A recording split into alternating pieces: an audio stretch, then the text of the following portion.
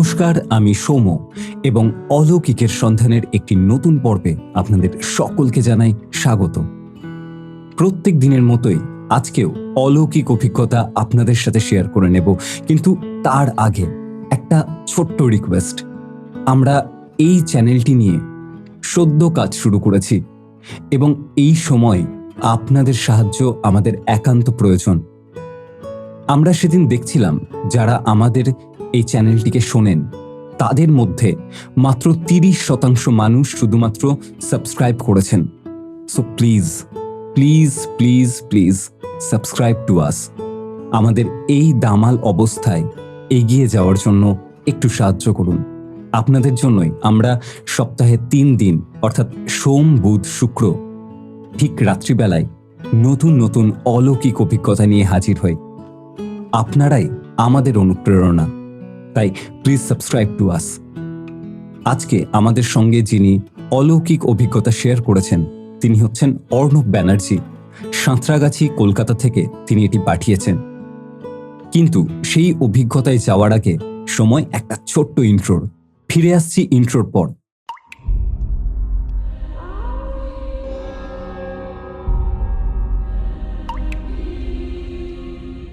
এই পৃথিবীতে কিছু ঘটনার কোনো ব্যাখ্যা হয় না।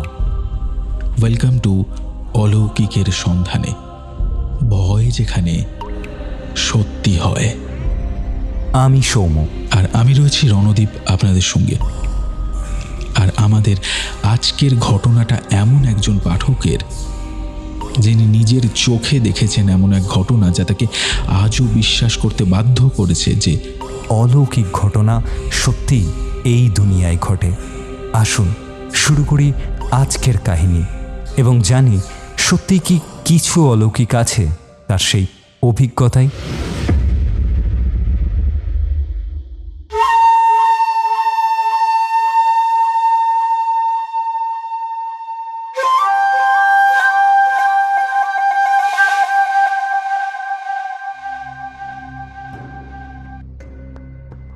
প্রিয় রণদীপদা এবং সৌমদা, নমস্কার।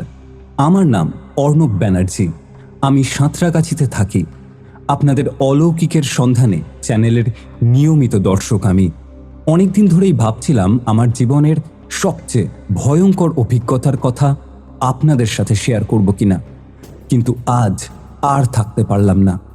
যা ঘটেছিল আমার সঙ্গে তা আজও আমাকে রাতে ঘুমোতে দেয় না।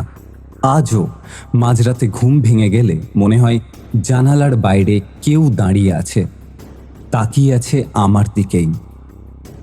ঘটনাটা 2010 সালের ফেব্রুয়ারি মাসের শেষ সপ্তাহের। তখন আমি কলেজে পড়তাম। আমার 3 বন্ধু ছিল, সায়ন, ঋদ্ধি আর তন্ময়। আমরা 4 জন ছিলাম অবিচ্ছেদ্য। একসাথে ক্লাস, একসাথে আড্ডা, একসাথে সিনেমা দেখা, সব কিছু একসাথে। সেই ফেব্রুয়ারিতেই হঠাৎই আমরা ঠিক করলাম একটা ছোট্ট ট্রিপে যাব। শহরের গরম তখনও পুরোপুরি শুরু হয়নি।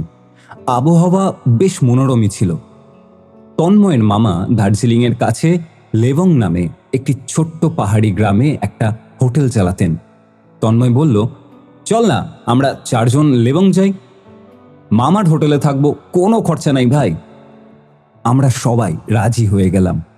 পরিকল্পনা হলো শিয়ালদা থেকে ট্রেনে নিউ জলপাইগুড়ি পর্যন্ত যাব, তারপর গাড়ি করে লেবং। সবাই উত্তেজিত। আমার পরিবার জানতো আমি বন্ধুদের সাথে বেড়াতে যাচ্ছি, কিন্তু কেউ জানতো না এই সফরটাই হবে আমাদের জীবনের সবচেয়ে ভয়ঙ্কর অভিজ্ঞতা। আমাদের জার্নি শুরু হয় রাতের ট্রেনে। জানলার বাইরে অন্ধকার মাঠ, দূরে কিছু আলো আর ট্রেনের চাকার একঘেয়ে শব্দ। আমরা গল্প করছিলাম, হাসছিলাম। তখন মনে হয়নি যে এই হাসি আর কয়েকদিনের মধ্যেই আতঙ্কে পরিণত হবে। জানলায় মুখ রেখে আমি বলেছিলাম, ভাই জানিস, ছোটবেলায় আমার ঠাকুমা বলতেন দার্জিলিং আর তার আশেপাশের পাহাড়ে নাকি রাতে কেউ ডাকে।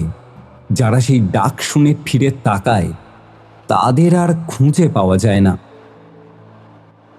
সায়ন হেসে বলল, এখনো তুই এসব ভূতের গল্পে বিশ্বাস করিস? আমরা তো আর বাচ্চা নেই ভাই। ঋদ্ধি একটু গম্ভীর গলায় বলল, বিশ্বাস না করলেও ভয়টা তো থাকেই। পাহাড়ের রাতে যদি সত্যি কেউ ডাকে, তাহলে সাহস থাকবে ফিরে তাকানোর? তন্ময় মুচকি হেসে বলল, আরে ভাই, মামা তো বলেছে ওখানে কোনো সমস্যা নেই। হোটেলে অনেক টুরিস্ট আসে, সবাই ভালো থাকে, এত চাপ নিস না তো। আমরা সবাই হেসে উড়িয়ে দিলাম।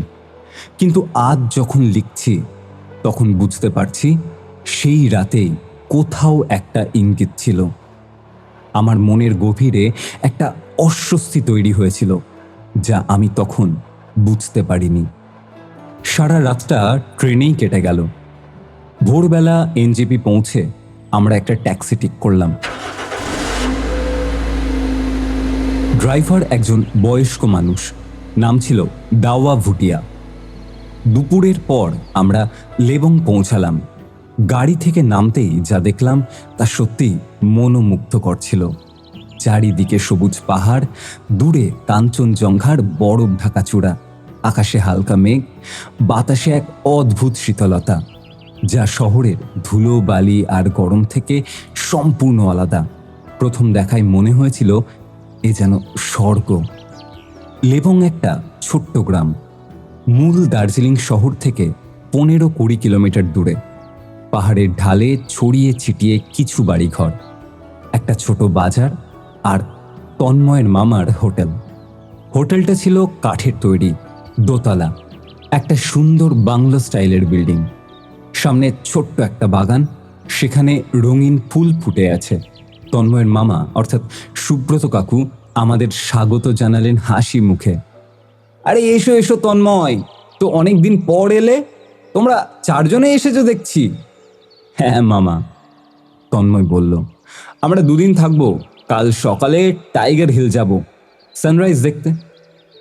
সুব্রত কাকু মাথা নেড়ে বললেন, ঠিক আছে ঠিক আছে, কিন্তু একটা কথা একটু মনে রেখো, রাতে পাহাড়ের রাস্তায় একা বেরিও না, এই সময় ঠান্ডা বেশি। আর তিনি একটু থামলেন আর বললেন, আর এই এলাকায় রাতে বেশি ঘোরাঘুরি করা ভালো না।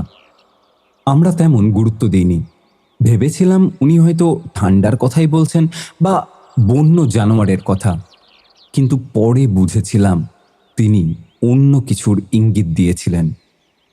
আমাদের দোতলায় 2টো রুম দেওয়া হলো, একটাই আমি আর সায়ন, আর একটাই ঋদ্ধি আর তন্ময়। রুম 2টো পাশাপাশি, মাঝখানে একটা করিডোর। জানলা দিয়ে পাহাড়ের দৃশ্য দেখা যাচ্ছিল। সন্ধ্যা নামতেই চারিদিকে এক অদ্ভুত নীরবতা নেমে এলো। শহরের মতো গাড়ির হর্ন নেই, মানুষের চেঁচামেচি নেই, শুধু মাঝে মাঝে বাতাসের শব্দ আর দূরে কোথাও কুকুরের ডাক। সেই রাতে আমরা 4 জন একসাথে খেলাম। সুব্রত কাকুর রান্না করা মুরগির ঝোল, ভাত আর আলু ভাজা। খাওয়ার পর আমরা রুমে ফিরে গেলাম। রাত প্রায় 10:30, ঠান্ডা বেশি, তাই আমরা তাড়াতাড়ি শুয়ে পড়লাম। কিন্তু ঘুম আসছিল না, হয়তো নতুন জায়গা বা পাহাড়ের অদ্ভুত নীরবতা। আমি শুয়ে শুয়ে ছাদের দিকে তাকিয়েছিলাম। সায়ন পাশে ঘুমিয়ে পড়েছে। হঠাৎ আমার মনে হলো জানলার বাইরে কেউ দাঁড়িয়ে আছে। আমি মাথা তুলে তাকালাম। জানলায় পর্দা টানা ছিল, কিন্তু একটু ফাঁক ছিল। সেই ফাঁক দিয়ে আমার মনে হলো একটা ছায়া দেখতে পেলাম, কালো, অস্পষ্ট, কিন্তু নিশ্চিতভাবে কোনো আকৃতি। আমার বুক ধড়ফড় করতে লাগলো। আমি উঠে বসলাম, আলো জ্বালালাম, তারপর ধীরে ধীরে জানলার কাছে গেলাম। পর্দা সরিয়ে বাইরে তাকালাম, কিচ্ছু নেই। সেই অন্ধকার, পাহাড় আর দূরে কিছু আবছা আলো। হয়তো কল্পনা, আমি নিজেকে বোঝালাম, কিন্তু তবু মনের মধ্যে একটা অস্বস্তি রয়ে গেল। আমি আলো জ্বালিয়ে রেখেই শুয়ে পড়লাম, কিন্তু ঘুম এলো না অনেকক্ষণ। মনে হচ্ছিল কেউ দেখছে আমায়। মাঝরাতের দিকে আবার একটা শব্দ হলো। মনে হলো কেউ জানলার কাঁচে হাত বুলিয়ে দিল। হালকা একটা ঘষা শব্দ। আমি আবার উঠে বসলাম, কিন্তু এবার জানলার দিকে যাওয়ার সাহস হলো না। আমি সায়নকে ডাকলাম, কিন্তু সে গভীর ঘুমে। শেষে আমি বালিশে মুখ গুঁজে শুয়ে রইলাম, ভয়ে কাঁপছিলাম। সকালে ঘুম ভাঙল সায়নের ডাকে। অর্ণব, এই অর্ণব, ওঠ, আমরা তৈরি হচ্ছি টাইগার হিল যাওয়ার জন্য। আমি উঠে বসলাম। চোখে ঘুম নেই, শরীর ভারী, কিন্তু কাল রাতের ঘটনার কথা বললাম না। ভাবলাম হয়তো সত্যিই আমারই কল্পনা ছিল। রাতের অন্ধকার থাকতেই আমরা বেরিয়ে পড়লাম। টাইগার হিল থেকে সূর্যোদয় দেখা একটা অসাধারণ অভিজ্ঞতা। সবাই সেটাই বলে। কাঞ্চনজঙ্ঘার ওপর প্রথম সূর্যের আলো পড়ার দৃশ্য নাকি ভুলবার নয়। দাওয়া ভুটিয়া আমাদের নিয়ে যাচ্ছিলেন। গাড়ি চলছিল পাহাড়ি আঁকাবাঁকা রাস্তা দিয়ে। চারিদিকে ঘন কুয়াশা, হেডলাইটের আলো কুয়াশায় হারিয়ে যাচ্ছিল। আমরা চারজন গাড়ির পেছনে বসে আছি, কেউ কথা বলছি না। এক অদ্ভুত নীরবতা। হঠাৎ গাড়ি থেমে গেল। কি হয়েছে? তন্ময় জিজ্ঞাসা করল। দাওয়া ভুটিয়া বললেন, গাড়িতে কিছু সমস্যা হয়েছে মনে হচ্ছে, একটু দেখি। তিনি নেমে গেলেন। আমরা চারজন গাড়িতে বসে অপেক্ষা করছিলাম। কুয়াশা এত ঘন যে 5 ফুট দূরেও কিচ্ছু দেখা যাচ্ছে না। চারিদিক নিস্তব্ধ, শুধু বাতাসের একটা অদ্ভুত শাঁ শাঁ শব্দ। আমি জানলা দিয়ে বাইরে তাকালাম। হঠাৎ আমার চোখ আটকে গেল। রাস্তার ওপাশে কুয়াশার মধ্যে একজন মহিলা দাঁড়িয়ে আছেন, পাহাড়ি পোশাক পরা, মাথায় একটা শাল জড়ানো। তিনি হাত জোড় করে দাঁড়িয়ে আছেন, যেন কারোর জন্য অপেক্ষা করছেন। এই ওই দেখ, ওই দেখ, আমি ফিসফিস করে বললাম। সবাই তাকালো, কিন্তু ঠিক সেই মুহূর্তে কুয়াশা আরো ঘন হলো আর সেই মহিলা অদৃশ্য হয়ে গেলেন। কি, কোথায়? সায়ন বলল। আরে ওই যে, ওই দিকে। আমি আঙুল তুলে দেখালাম। একজন মহিলা দাঁড়িয়েছিলেন হাত জোড় করে। ঋদ্ধি বলল, এই এত ভোরে এখানে কে দাঁড়িয়ে থাকবে রে? তন্ময় বলল, হয়তো স্থানীয় কেউ, বাস ধরার জন্য। কিন্তু আমার মনে হচ্ছিল না। সেই মহিলার ভঙ্গিতে কিছু একটা অস্বাভাবিক ছিল। হাত জোড় করে দাঁড়িয়ে থাকার ভঙ্গিটা যেন প্রার্থনা অথবা অনুরোধ। দাওয়া ভুটিয়া ফিরে এলেন। গাড়ি ঠিক হয়ে গেছে, যাই এবার। গাড়ি স্টার্ট দিতেই আমি তাঁকে জিজ্ঞাসা করলাম, দাদা এখানে কেউ থাকে, মানে এই রাস্তায়? দাওয়া ভুটিয়া ব্যাক মিরর দিকে আমার দিকে তাকালেন। তাঁর চোখে একটা গভীর ভাব। কিছু দেখেছো? একজন মহিলা দাঁড়িয়েছিলেন ওইখানে হাত জোড় করে। দাওয়া ভুটিয়া একটা দীর্ঘশ্বাস ফেললেন। যদি কিছু দেখে থাকো তাহলে মনে রেখো, ফিরে তাকিও না। পাহাড়ে যারা হারিয়ে যায় তাদের আত্মা মাঝে মাঝে ফিরে আসে। তারা খুঁজে তাদের হারানো প্রিয়জনদের। আমরা চারজন একে অপরের দিকে তাকালাম। গাড়ির ভেতরটা যেন হঠাৎ ঠান্ডা হয়ে গেল। সায়ন হাসার চেষ্টা করলো। আরে এসব তো লোককথা, আমরা বিশ্বাস করি না। কিন্তু দাওয়া ভুটিয়া আর কিচ্ছু বললেন না, শুধু গাড়ি চালিয়ে গেলেন। আমার মনে হচ্ছিল তিনি আরও কিছু জানেন, কিন্তু বলছেন না। টাইগার হিলে পৌঁছে আমরা সূর্যোদয় দেখলাম। সত্যি অপূর্ব দৃশ্য। কাঞ্চনজঙ্ঘার বরফ ঢাকা চূড়ায় প্রথম সূর্যের আলো পড়তে পুরো পর্বত যেন সোনায় মোড়া হয়ে গেল। কিন্তু সেই সৌন্দর্য আমার মন থেকে সেই মহিলার ছবি মুছতে পারল না। তাঁর হাত জোড় করে দাঁড়িয়ে থাকার দৃশ্যটা চোখের সামনেই ভাসছিল। দুপুরবেলা আমরা হোটেলে ফিরে এসে খেয়ে দিয়ে একটু বিশ্রাম নিলাম। বিকেলের দিকে আমরা ঠিক করলাম লেবাং গ্রামটা ঘুরে দেখব। সুব্রত কাকু বললেন, বেশি দূরে যেও না, সন্ধ্যার আগে কিন্তু ফিরে এসো। আমরা বেরিয়ে পড়লাম। গ্রামটা ছোট্ট কিন্তু সুন্দর। পাহাড়ের ঢালে ছড়িয়ে থাকা বাড়িঘর, সরু পথ আর চারিদিকে সবুজ। আমরা হাঁটতে হাঁটতে একটা ছোট্ট মন্দির পেলাম। তারপর স্থানীয় বাজার দেখলাম। বিকেল প্রায় 5টা। আমরা ফিরছিলাম হোটেলের দিকে। তখনই ঋদ্ধি বলল, এই ওই দেখ ওই দেখ, ওই নিচে একটা পুরনো বাংলো দেখা যাচ্ছে, চল একটু দেখেই আসি। হোটেল থেকে খানিকটা নিচে ঘন ঝোপ জঙ্গলের আড়ালে একটা পুরনো দোতলা বাংলো দেখা যাচ্ছিল। কাঠের তৈরি, কিন্তু জরাজীর্ণ, রং উঠে গেছে, জানালার কাঁচ ভাঙা, দরজায় মাকড়সার জাল। চলো, তন্ময় বলল, দেখি কি আছে ওখানে। আমার ভালো লাগছিল না, কিন্তু বন্ধুদের সামনে ভয় দেখাতে চাইনি। আমরা নেমে গেলাম সেই বাংলোর দিকে। কাছে যেতেই একটা অদ্ভুত গন্ধ পেলাম, পচা স্যাঁতসেঁতে, যেন অনেক বছর কেউ এ বাড়িতে ঢোকেনি। বাংলোর দরজা আধা খোলা ছিল। আমরা ভিতরে ঢুকলাম। ভেতরটা একদম নিস্তব্ধ। প্রথম তলায় একটা বড় ঘর, যেখানে পুরনো ভাঙা আসবাবপত্র পড়ে আছে। দেওয়ালে ছাপ ধরেছে, ছাদ থেকে জল ঝরছে। আমরা চারজন ধীরে ধীরে ঘুরতে লাগলাম। হঠাৎ সায়ন বলল, এই দেখ দেখ দেখ, এই দেওয়ালে একটা ছবি আছে। আমরা এগিয়ে গেলাম। দেওয়ালে একটা ফ্রেমে বাঁধানো ছবি। ফ্রেমটা পুরনো, ধুলোয় ঢাকা, কিন্তু ছবিটা পরিষ্কার দেখা যাচ্ছিল। একজন পাহাড়ি মহিলা, মাথায় শাল জড়ানো। তার চোখ দুটো বলতে পারবো না, কিন্তু সেই চোখ যেন জীবন্ত। ছবির মধ্যে থেকেও মনে হচ্ছিল তিনি তাকিয়ে আছেন আমার দিকে। তন্ময় একটু চমকে বলল, এই মুখটা কোথায় যেন দেখেছি।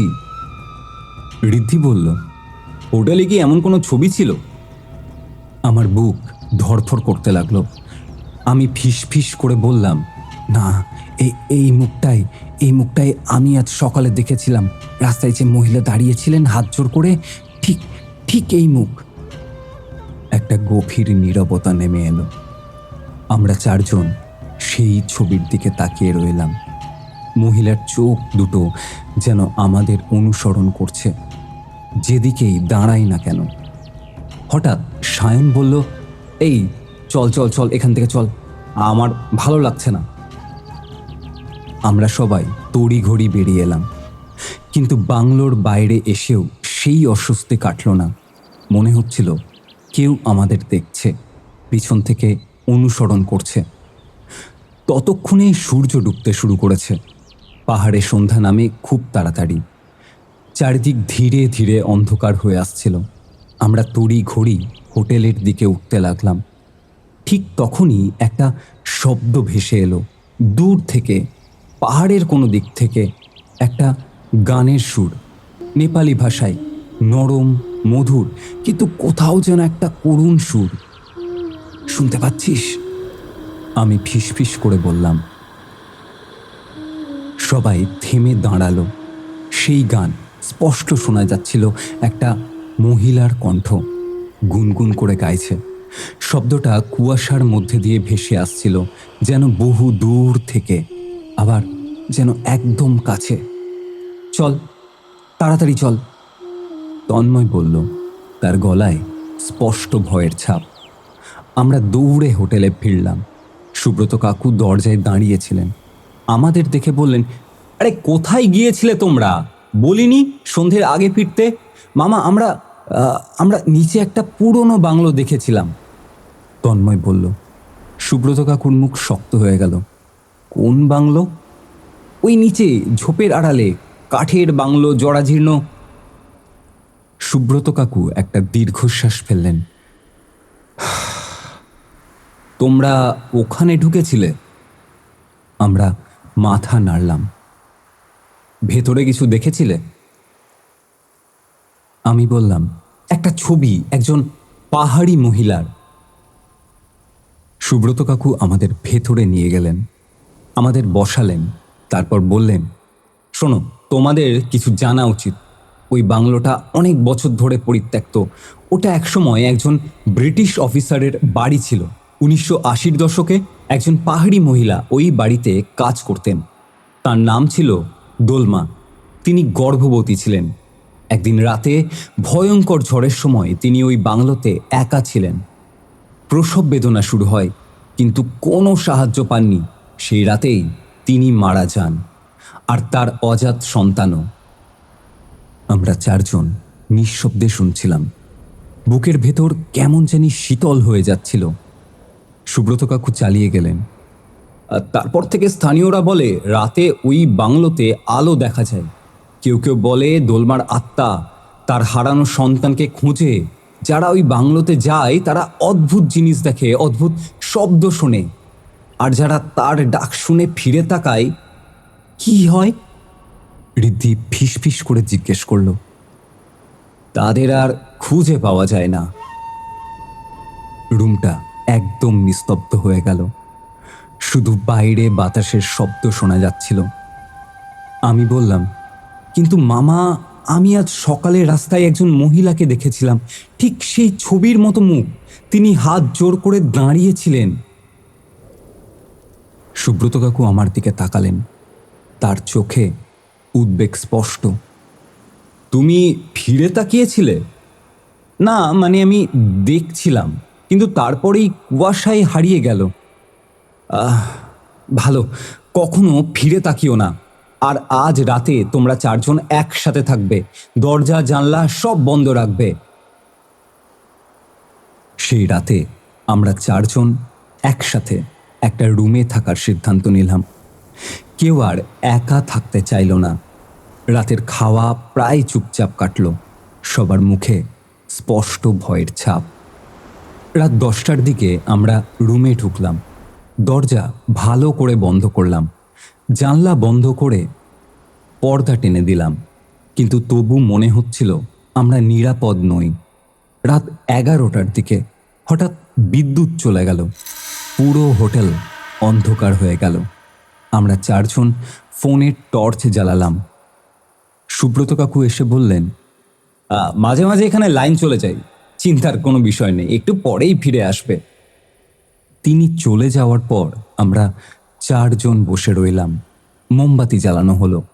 মোমের আলোয় ছায়া নাচছিল দেওয়ালে। মাঝরাত পার হয়ে গেল।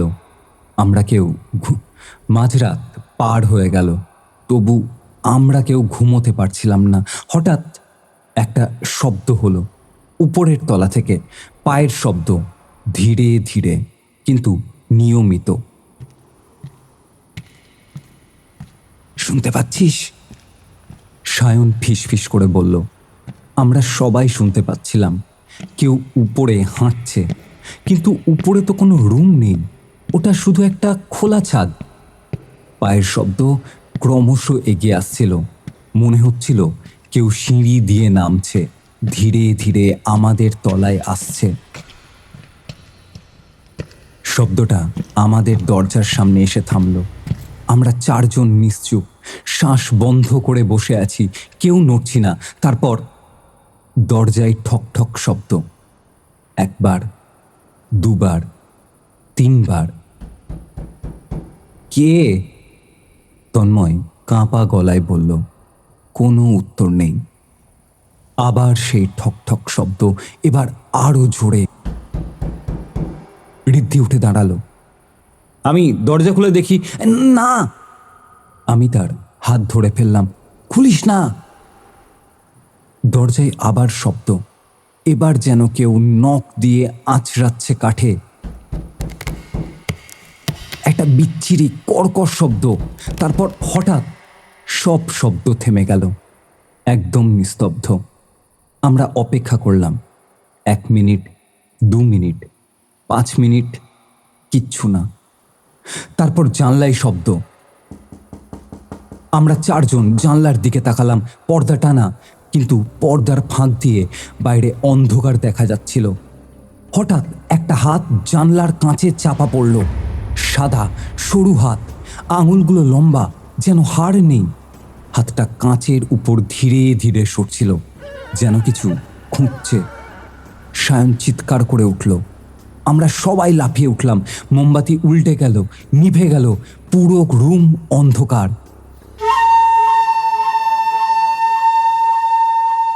ঠিক তখনই বাইরে থেকে সেই গান ভেসে এলো, নেপালি লোরি। একই সুর, একই মহিলার কণ্ঠ। গানটা ক্রমে কাছে আসছিল। মনে হচ্ছিল কেউ জানলার ঠিক বাইরে দাঁড়িয়ে গাইছে। ঋদ্ধি চিৎকার করে বলল, চল চল, এখান থেকে চল, এখনই চল, পালা। আমরা দরজা খুলে বাইরে ছুটলাম। করিডোরে অন্ধকার। আমরা সিঁড়ি দিয়ে নিচে নামলাম হোঁচট খেতে খেতে। নিচে এসে সুব্রত কাকুর রুমে ধাক্কা দিলাম। মামা, মামা দরজা খুলুন, মামা দরজা খুলুন। সুব্রত কাকু দরজা খুললেন। আমাদের অবস্থা দেখে চমকে গেলেন। কি হয়েছে মামা? উপরে উপরে কেউ একজন, জানলায় হাত। আমরা হাঁপাতে হাঁপাতে বললাম। সুব্রত কাকু আমাদের ভিতরে নিয়ে গেলেন।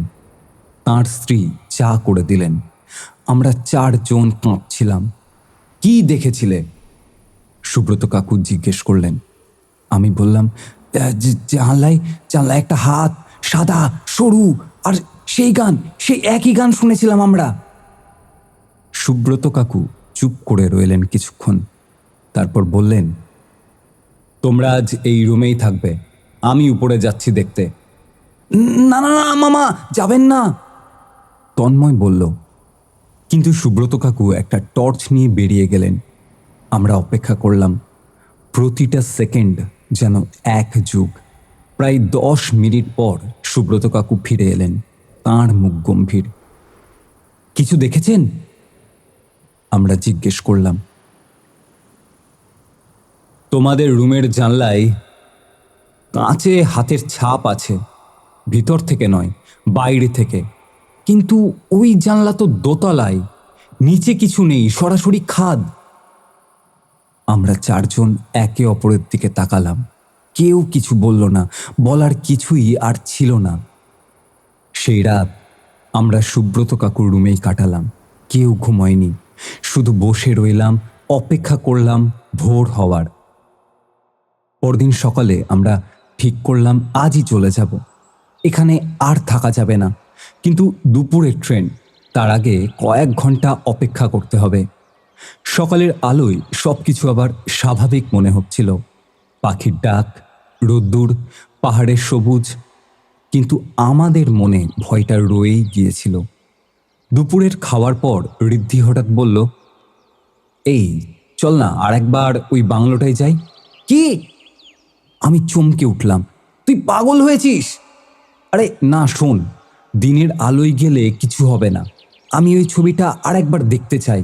হয়তো আমরা ভুল দেখেছি। সায়ন বলল, এই ঋদ্ধি কিন্তু ঠিকই বলছে, দিনের বেলা তো কিছু হবে না, চল শেষবার দেখে আসি। আমি আর তন্ময় রাজি না হলেও শেষমেশ সবাই মিলে সিদ্ধান্ত নিলাম। সুব্রত কাকুকে না জানিয়েই আমরা বেরিয়ে পড়লাম। দুপুরের রোদ্দুর ঝকঝক করছিল। আমরা সেই বাংলোর দিকে নামলাম। দিনের আলোয় জায়গাটা আরও ভয়ঙ্কর লাগছিল। ভাঙা বাংলো, চারিদিকে জঙ্গল, পুরনো গাছের ডালপালা। আমরা আবার ভেতরে ঢুকলাম। সেই একই গন্ধ, একই স্যাঁতসেঁতে পরিবেশ, কিন্তু দিনের আলোয় এবার ভালো দেখা যাচ্ছিল। দেওয়ালে সেই ছবি ঝুলছিল। আমরা কাছে গেলাম। ঠিক একই মুখ দেখলাম, একই মুখ, দোলমা। তার চোখ দুটো এখনো যেন আমাদেরই দেখছে। হঠাৎ তন্ময় বলল, এই দেখ দেখ, ছবির নিচে কিছু একটা লেখা আছে। আমরা তাকালাম। ফ্রেমের নিচে ছোট অক্ষরে নেপালি ভাষায় কিছু লেখা। ঋদ্ধি একটু নেপালি পড়তে পারত। সে বলল, দোলমা 1958 to 1983, তার সন্তানের স্মৃতিতে। 1983? আমি বললাম, মানে প্রায় 30 বছর আগে। হঠাৎ উপরের তলা থেকে একটা শব্দ এলো, কিছু পড়ে যাওয়ার।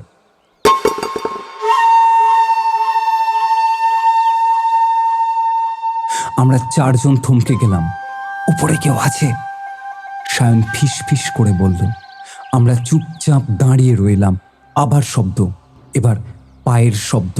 কেউ উপরে হাঁটছে। চলো চলো চলো, এখান থেকে চলো, আমি বললাম। কিন্তু ঠিক তখনই ঋদ্ধি বলল, আমি উপরে যাচ্ছি দেখতে। তুই পাগল! তন্ময় তার হাত ধরল, কিন্তু ঋদ্ধি হাত ছাড়িয়ে সিঁড়ি দিয়ে উপরে উঠতে লাগলো। আমরা 3 জন দ্বিধায় পড়লাম। তারপর তন্ময় বলল, চল, একা ছেড়ে যাওয়া যায় নাকি, চল চল চল। আমরা সিঁড়ি দিয়ে উপরে উঠলাম। সিঁড়িটা ভাঙা ভাঙা, জায়গায় জায়গায় কাঠ পচে গেছে। সাবধানে পা ফেলে উঠছিলাম। উপরে একটা লম্বা করিডোর, দুই পাশে কয়েকটা ঘর, সব ঘরের দরজা খোলা, ভেতরে অন্ধকার। ঋদ্ধি টর্চ জ্বালালো। এই দেখ, ওই ঘরটায় কিছু আছে মনে হচ্ছে না? সে একটা ঘরের দিকে গেল। আমরা পিছন পিছন গেলাম। ঘরটা ছোট, ভিতরে একটা পুরনো খাট, একটা চেয়ার, আর মেঝেতে ছড়িয়ে ছিটিয়ে কিছু কাপড়। ঋদ্ধি কাপড়গুলো তুলল। এগুলো তো বাচ্চাদের কাপড়, অনেক পুরনো। হঠাৎ একটা আওয়াজ ঘরের কোণ থেকে। আমরা চমকে তাকালাম। সেখানে একটা ছায়া, মানুষের আকৃতির, কিন্তু কিন্তু অস্পষ্ট। ছায়াটা নড়ল, ধীরে ধীরে এগিয়ে এলো আমাদের দিকে। আমরা চিৎকার করে দৌড়ে বেরিয়ে এলাম।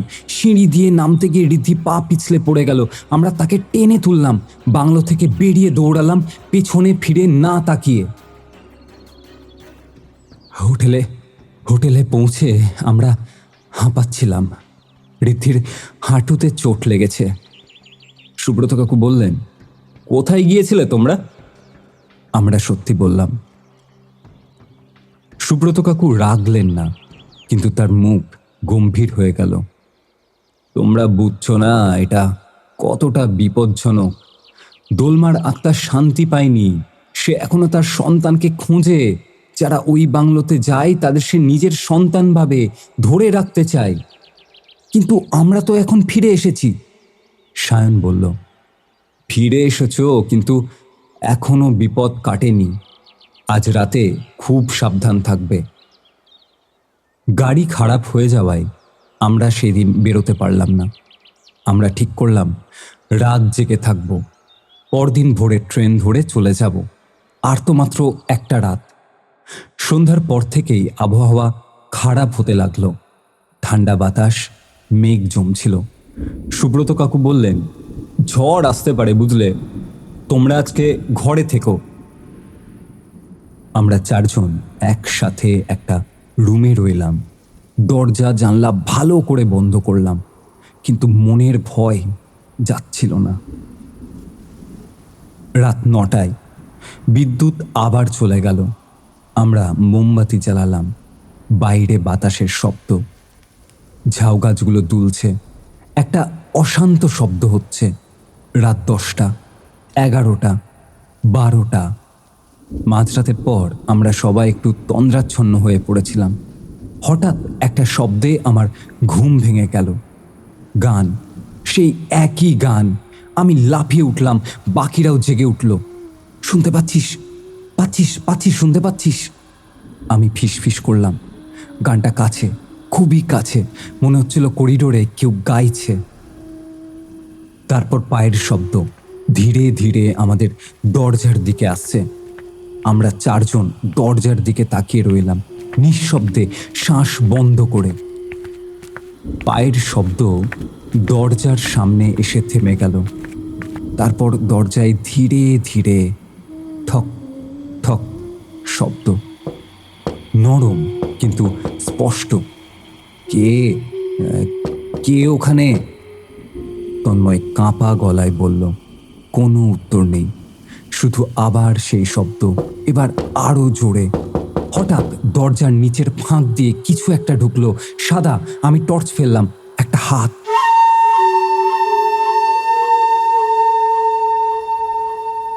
সাদা সরু হাত, আঙুলগুলো লম্বা, হাড়সাড়।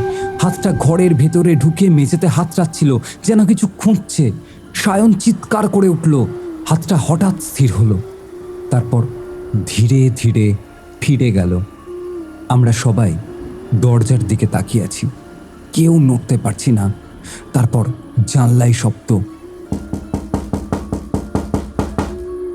ও জানলার দিকে গেছে, ঋদ্ধি ফিসফিস করল। আমরা জানলার দিকে তাকালাম, পর্দা টানা, কিন্তু পর্দার পেছন থেকে একটা ছায়া দেখা যাচ্ছিল, মানুষের আকৃতি, মাথায় কিছু একটা জড়ানো। হঠাৎ পর্দা নিজে থেকেই উড়ে গেল। জানলার বাইরে দোলমা দাঁড়িয়ে আছে, তার মুখ ফ্যাকাশে, চোখ দুটো বড় বড়, চুল এলোমেলো, আর হাতে একটা ছোট্ট কাপড়, বাচ্চার জামা। সে জানলার কাছে হাত রাখলো, আমাদের দিকে তাকালো। তার ঠোঁট নড়ছিল, কোনো শব্দ নেই, কিন্তু আমরা বুঝতে পারছিলাম সে কি বলছে। আমার সন্তান, আমার সন্তান কোথায়? তারপর সে কাঁদতে শুরু করলো, নীরব কান্না। তার চোখ থেকে জল গড়িয়ে পড়ছিল, কিন্তু কোনো শব্দ নেই। আমরা চারজন স্থির হয়ে দাঁড়িয়ে রইলাম, ভয়ে অসাড় হয়ে গেছিলাম। হঠাৎ ঋদ্ধি এক পা এগিয়ে গেল। ঋদ্ধি, না! আমি চিৎকার করলাম, কিন্তু ঋদ্ধি জানলার দিকে এগিয়ে গেল। তার চোখ আধা বন্ধ, যেন কোনো ট্রান্সে আছে। দোলমা তার দিকে হাত বাড়ালো, তার ঠোঁটে একটা মৃদু হাসি। ঋদ্ধি! তন্ময় ছুটে গিয়ে তাকে টেনে ধরলো। ঋদ্ধি প্রতিরোধ করতে লাগলো, যেন সে জানলার বাইরে যেতে চায়। আমি আর সায়ন মিলে ঋদ্ধিকে ধরলাম। সে চোখ খুলল, চারিদিকে তাকালো। কি কি হয়েছে? আমি কোথায় যাচ্ছিলাম? জানলার দিকে তাকালাম, দোলমা নেই, শুধু অন্ধকার।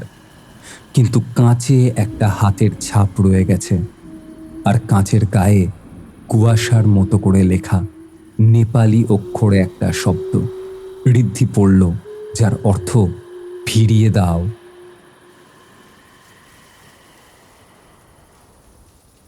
আমরা সবাই বুঝলাম দোলমা তার সন্তান চাই। সে ভাবছে আমাদেরই কেউ একজন তার সন্তান। চল চল চল চল চল, এখান থেকে চল, এখনই চল, আমি বললাম। আমরা দরজা খুলে বেরোলাম। করিডোর অন্ধকার। আমরা টর্চ জ্বালিয়ে সিঁড়ির দিকে যেতে লাগলাম। হঠাৎ সামনে একটা ছায়া দেখা গেল। দোলমা দাঁড়িয়ে আছে,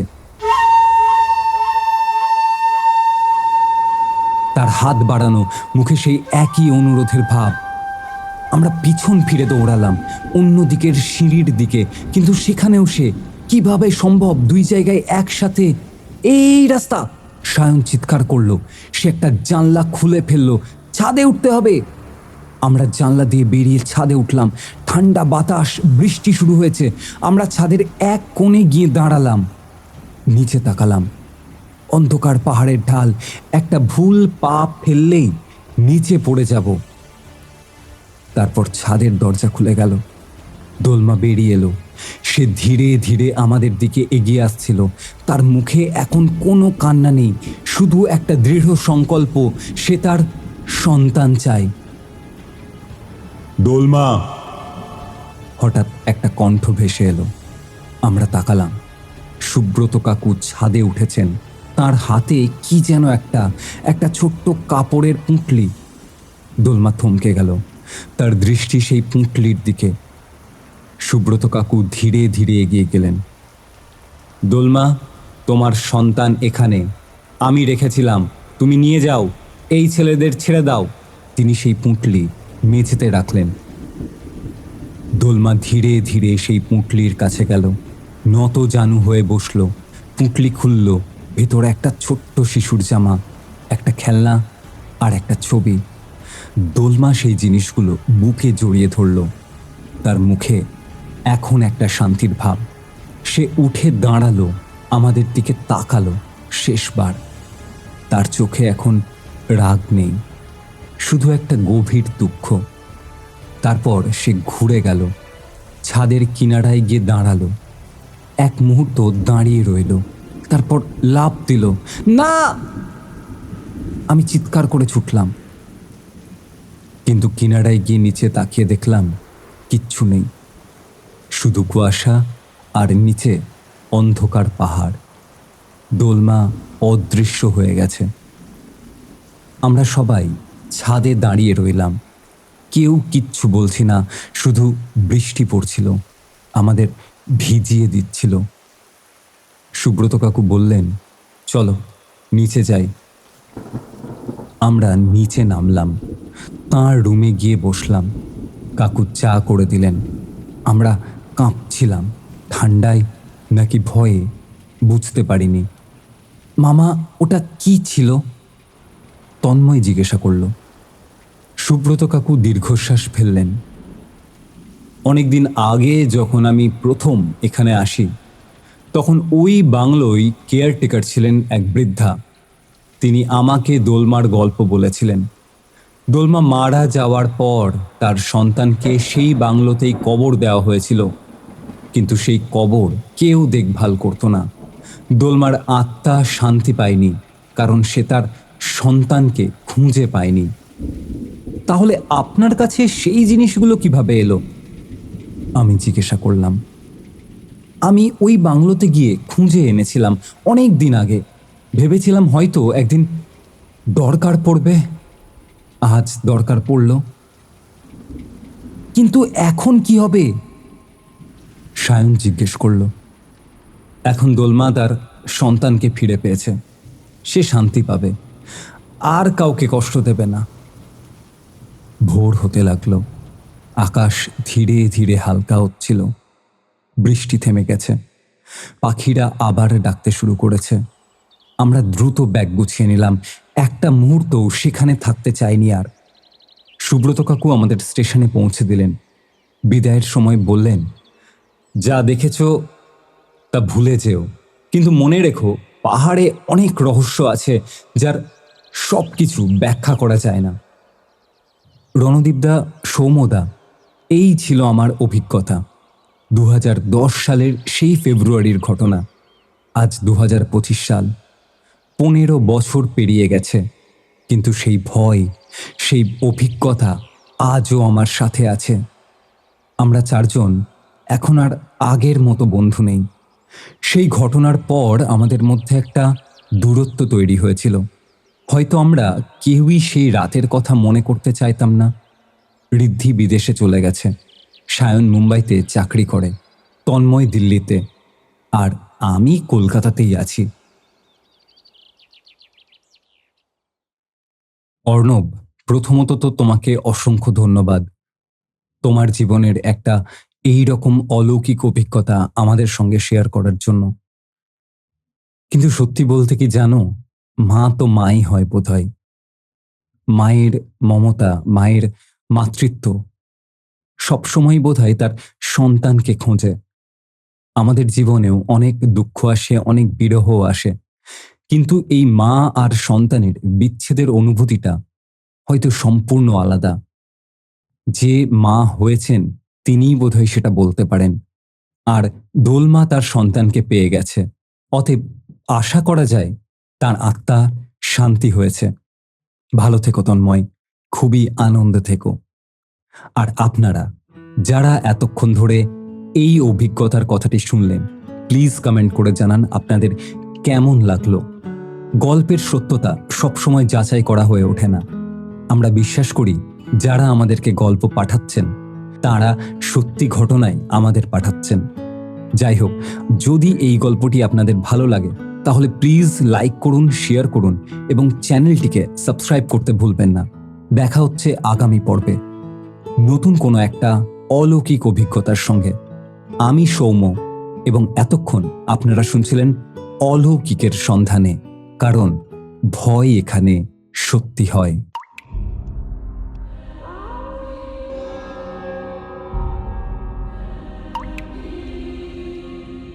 এভাবেই শেষ হলো আজকের সত্যিকারের অলৌকিক অভিজ্ঞতা। আপনার জীবনেও যদি ঘটে থাকে এমন কোনো রহস্যময় ঘটনা, তাহলে এখনই লিখে পাঠান আমাদের হোয়াটসঅ্যাপ নাম্বারে। নাম্বারটা হলো 9474422000। আর একবার বলে দিই, 9474422000। শুধুমাত্র বাংলা ফন্টে টাইপ করেই পাঠাবেন। আর সাবস্ক্রাইব করতে ভুলবেন না অলৌকিকের সন্ধানে, কারণ ভয় এখানে সত্যি হয়।